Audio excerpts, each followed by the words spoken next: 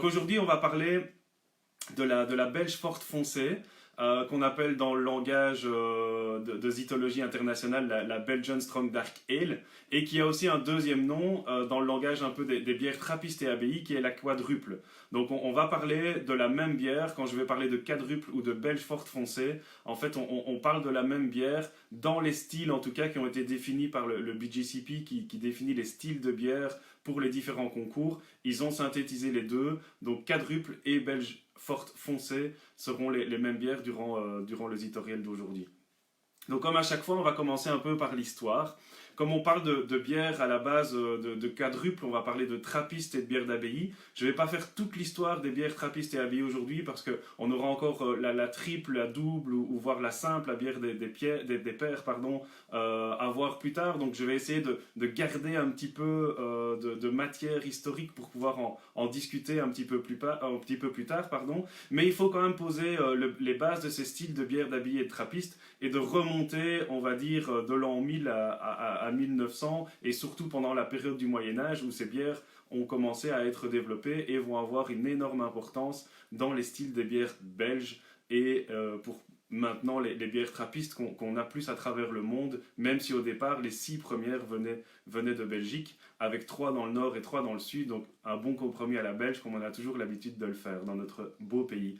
Et donc si on remonte au Moyen-Âge, les monastères avaient une énorme importance dans l'économie, puisque c'était eux le point essentiel de la stabilité. On voyait que les gouvernements, on va dire, étaient assez faibles, il y avait beaucoup de batailles, il y avait beaucoup de sièges. Donc les monastères gardaient quand même ce point essentiel de stabilité et assuraient quand même énormément de production de bière et de biens, et voilà, le lapsus est fait, et énormément de production justement de bière à l'époque. Alors, on commence déjà à voir avec ces bières monastiques les premières apparitions de classification de bières, non pas par terme de qualité, puisqu'on va dire qu'elles étaient toutes qualitatives, on va s'imaginer que en tout cas. Mais en tout cas, pourquoi? Parce qu'il va y avoir différents styles de bières qui vont être développés dans les monastères, avec les bières les plus alcoolisées qui seront pour les clients du monastère, pour le haut clergé, donc vraiment les bières qui pourront être vendues. On aura des bières qui seront aussi plus faibles en alcool, qui seront vraiment les bières bues par les moines, par les nonnes, donc vraiment les bières du quotidien en fait,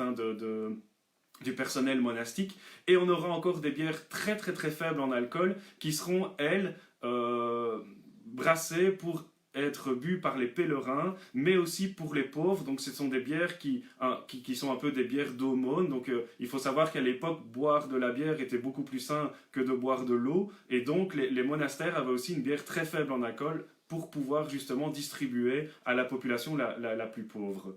Donc c'est comme ça qu'on commence à avoir des classifications de bières. Et quand je parlerai plus tard pas aujourd'hui donc, mais des styles doubles, simples, quadruples, etc., on verra que ces classifications ont une importance et on verra pourquoi elles ont été appelées comme cela. Et donc, on va dire jusque dans les années 1800, même fin 1800, les bières vraiment d'abbaye et des bières trappistes étaient pratiquement des bières brunes. Hein.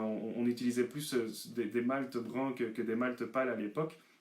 Et il faut vraiment attendre le début du 1900, les années 20, années 30, pour commencer à avoir des bières trappistes plus dorées, dont justement une des premières qui a eu l'appellation triple, pour faire juste une petite parenthèse historique avec la Westmalle. On est dans ces années-là, et donc on commence à avoir des bières trappistes un peu plus pâles, hein, dorées, mais c'était pas vraiment le style qui était présent à l'époque. Et ce qui nous intéresse aujourd'hui, justement, c'est la bière brune forte foncée. On verra qu'elle pourrait être aussi ambrée. Et donc, on va vraiment développer cela.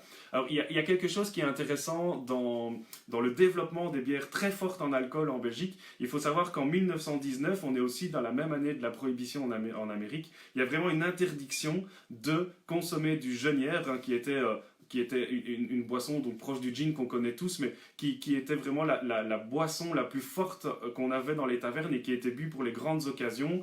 Et on interdit cela. Et donc là, les brasseurs voient vraiment quelque chose d'intéressant, puisque le genièvre est interdit. Ce qu'on va faire pour justement avoir ces consommateurs de bières plus fortes et qui veulent des bières plus occasionnelles, etc., les brasseurs vont commencer à brasser des bières plus fortes pour vraiment aller chercher le consommateur normalement de Genièvre qu'on avait à l'époque et essayer de faire des bières plus fortes, mais quand même en gardant une buvabilité assez intéressante et donc de pouvoir en descendre quelques-unes comme on dit. Et donc, on a ces bières fortes qui commencent à être présentes et on part sur la bière qu'on appelait double à l'époque et on va l'augmenter en alcool et on va avoir cette bière forte foncée qui va s'appeler donc plus tard quadruple. On verra comment ce terme est arrivé de manière commerciale dans les années 90. Donc le nom en fait belge forte foncée et quadruple, j'en parle justement maintenant. Le mot quadruple a été utilisé de manière on va dire plus commerciale en 1991 avec la trappe quadruple de la brasserie Koningshoven. Donc c'est une bière trappiste hollandaise. Et donc le terme quadruple arrive sur la bouteille et on commence vraiment à ce moment-là à utiliser ce terme au-delà de belge forte foncée et on va vraiment que certaines brasseries vont commencer à réutiliser cela. Alors pour vraiment synthétiser l'appellation belge forte foncée et quadruple, on va voir que sur les étiquettes, sur les bières, on peut avoir, on va dire, 3 nomenclatures différentes qui vont définir à peu près les mêmes bières. On aura donc l'appellation quadruple, qui est assez simple, et on peut avoir une autre appellation qui est basée sur quelque chose de chiffré et qui vient en fait du degré brassage belge, que j'expliquerai plus tard aussi certainement. Mais donc on a aussi des bières trappistes qui vont utiliser le numéro 6, le numéro 8, le numéro 10 et le numéro 12, de manière beaucoup plus large, c'est ces chiffres-là qui ressortent. Et donc quand on sera sur des bières avec cette technique 10 et 12, on sera dans les belges fortes foncées et on utilisera quadruple si on est dans des bières plus trappistes et d'abbaye, vu que ça relie un petit peu cet historique d'utiliser ces appellations simples, double, triple et quadruple. Et on peut avoir autre nomenclature avec la marque de bière qui va nous donner des indications, où là il sera marqué bière brune forte, bière foncée forte, ou autre chose, mais qui va quand même nous donner une indication. Après, si on a un doute et qu'on sait qu'on est sur une bière brune de type belge, il suffit de retourner l'étiquette, enfin parfois c'est devant, mais on verra le pourcentage d'alcool, et si on est au-delà aux alentours de 9, 10, etc., on saura qu'on est dans cette catégorie-là. Alors, maintenant, parlons un petit peu des ingrédients et du brassage de la bière quadruple. Donc, on utilise bien sûr des souches de levure belge, ça va de soi, on est dans un vraiment Belgian style, comme les Américains aiment dire, donc qui sont des levures à haute atténuation et qui vont produire énormément d'esters, donc qui vont donner des arômes fruités, phénol, qui vont donner des arômes épicés, des fuseels alcooliques qui vont aussi amener des choses intéressantes dans la bière. Donc on a vraiment une levure typique pour utiliser pour brasser ce type de bière. Et au niveau du malt, historiquement, on utilisait vraiment de manière toute simple du malt, Pilsner avec un petit peu de malt caramel, mais à la base, on évite vraiment d'utiliser énormément de malt foncé pour ces bières-là. C'est vraiment un mélange qui doit être fait et on va utiliser surtout des fermenticides. Donc on veut vraiment arriver à un niveau d'alcool important, donc on va ajouter au-delà du sucre qu'on va trouver dans le grain, on va ajouter du sucre, on va ajouter du sucre caramélisé, on peut ajouter du sucre candi, donc on va vraiment ajouter cela pour augmenter la tenue en alcool, mais tout en gardant un corps assez sans vraiment réaugmenter le corps de la bière. C'est ça qui est intéressant d'utiliser des fermenticides. Et au niveau des houblons, on va utiliser principalement historiquement, puisque c'est ça qu'on utilise en Belgique. J'avais déjà expliqué qu'on est un pays où on n'a pas une énorme culture de la culture du houblon, et donc on va utiliser plus des houblons de l'Europe de l'Est, donc des houblons allemands, slovènes, tchèques, comme le Saz, le Styrian Golding, l'Alerto, etc. Donc de toute façon, le but d'une bière belge forte foncée n'est pas d'aller chercher énormément d'amertume de 1, et les arômes houblonnés, en fait, ne sont pas vraiment les choses non plus qui sont recherchées. On va plus avoir des arômes de levure et de malt dans ces types de bières. Alors, si on devait synthétiser un petit peu cette bière, donc on dirait que c'est une bière forte, brune, même si, encore une fois, on pourra avoir des bières ambrées très fortes qui vont être mises dans cette catégorie, tout simplement parce qu'il n'y a pas de catégorie ambrée forte, en tout cas dans le développement BJCP qui détermine les styles dans les concours. Et donc ça va être une bière qui est quand même assez riche, avec un mélange très maltais, ça va être onctueux, on va avoir beaucoup de saveurs de malt et de levure, donc on va aller chercher des fruits noirs, on va avoir les épices avec les phénols, donc c'est vraiment une bière complexe, riche, onctueuse, et alors j'aime bien rajouter toujours ça, en plus ça rime avec onctueuse, et dangereuse, parce qu'effectivement on aime bien déguster ces bières de type quadruple, mais il faut toujours faire attention, parce qu'inévitablement on n'est pas loin, ou on est même un petit peu plus des 10 degrés, et ça monte très très très vite à la tête, donc il faut toujours faire attention avec ces bières-là. Donc au niveau de l'apparence, je l'ai dit, on est sur une bière d'ambré foncé à brune foncée, donc c'est vraiment un petit peu la catégorie qu'on aura. Et on va avoir une mousse, bah, on est à la belge, donc on va avoir quand même une mousse assez généreuse, assez dense, assez crémeuse, qui va quand même être persistante, donc c'est vraiment une bière comme on a l'habitude de boire chez nous. On est loin des explications que j'aurais pu avoir donc, sur les bières de type anglaise comme les dernières fois. Au niveau des arômes, comme j'ai dit, c'est assez complexe. Donc on va avoir vraiment les arômes maltais qui vont être présents, avec ces arômes caramélisés qui viennent aussi des fermenticibles, pardon, avec ces sucres candis qui sont ajoutés, etc. Et on peut avoir aussi des arômes de pain toasté.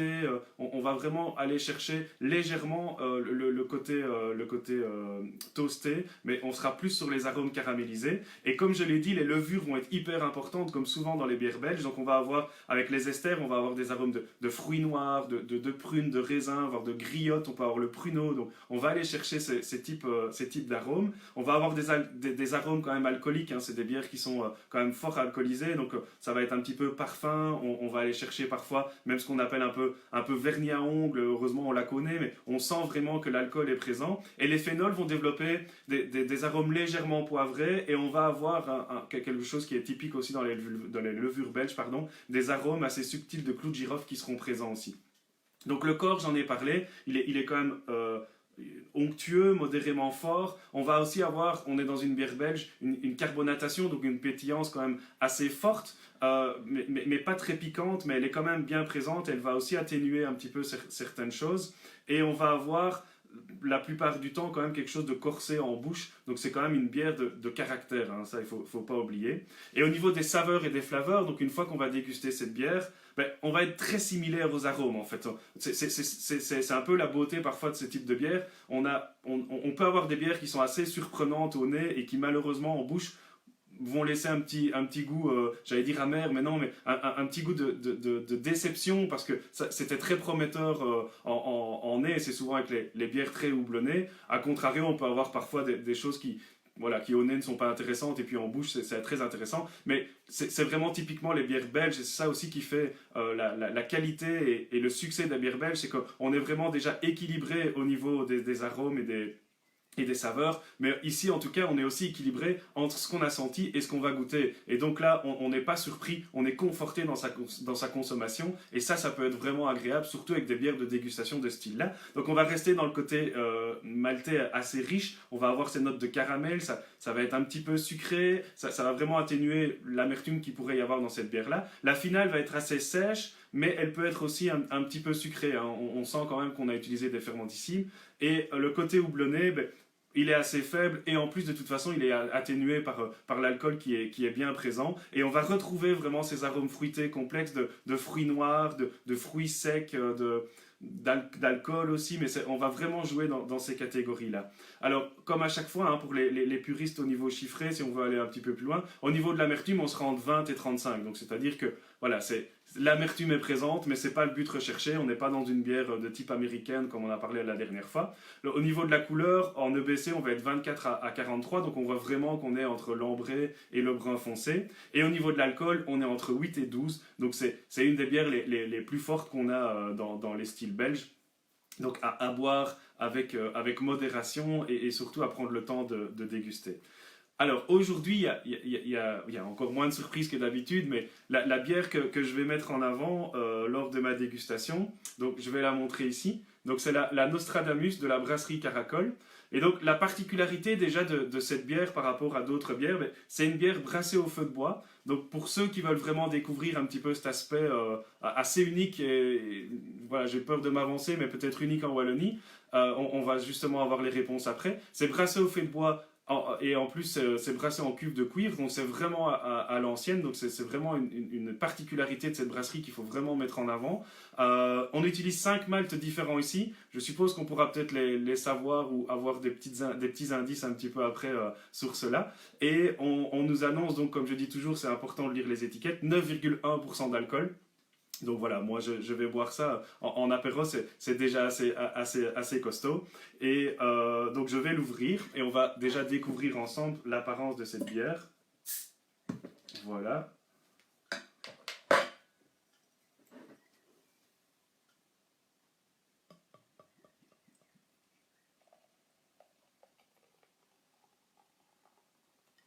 on va montrer aussi, hop, une belle mousse. Donc on voit directement qu'on est dans une forte foncée. Enfin, je voulais accentuer le côté foncé, donc on est bien dans une bière brune. On a cette belle mousse qui est plus présente que sur d'autres bières. On a des beaux reflets ici, le soleil commence à arriver dans mon bureau, donc on a des beaux, vous le voyez moins, mais de beaux reflets rubis qui sont présents. La mousse, comme j'ai dit, est assez généreuse. On a une belle mousse compacte. Elle est un peu blanc cassé, on voit bien l'utilisation des maltes un peu plus foncés. Donc voilà, c'est assez intéressant et ça correspond bien à ce qu'on doit avoir. Au niveau des arômes, on sent vraiment ce côté caramélisé qui est présent. On a un petit côté café qui est là aussi. Et alors, on a vraiment des épices qui sont bien accentuées. Si on a les épices, voilà, dans les bières brunes, comme ça, on peut avoir ça. On a un petit peu le réglisse, ça fait un peu penser au bonbon rond qu'on avait, en tout cas moi quand j'étais petit. On a vraiment ces arômes réglisse qui sont présents, qui sont hyper intéressants parce que moi j'adore ces arômes-là. Maintenant on va voir, comme je dis toujours, si ça va continuer en bouche. Donc santé.